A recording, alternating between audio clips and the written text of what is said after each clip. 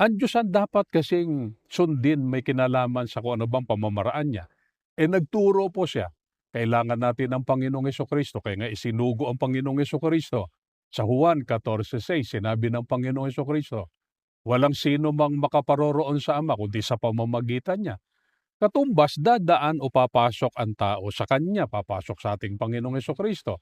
Sa Juan 17:9 at 16 pa, ipinahayag ng Panginoong Hesukristo, siya po ang pintuan ng kulungan ng mga tupa, ang mga pumasok napaloob sa kawan. Opo.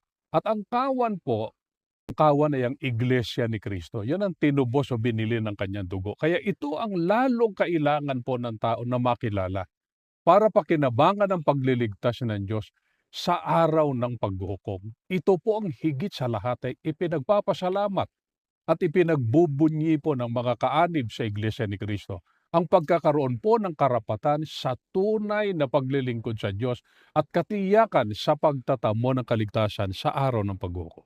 Sana po maglaan kayo ng panahon upang kayo na po mismo ang makapagpatotoo na ang mga gawaing nagbibigay kaluwalhatian sa Panginoong Diyos, yan po ang itinataguyod at patuloy na itataguyod ng iglesyang ito, anuman po ang maging sitwasyon ng daigdig na ito.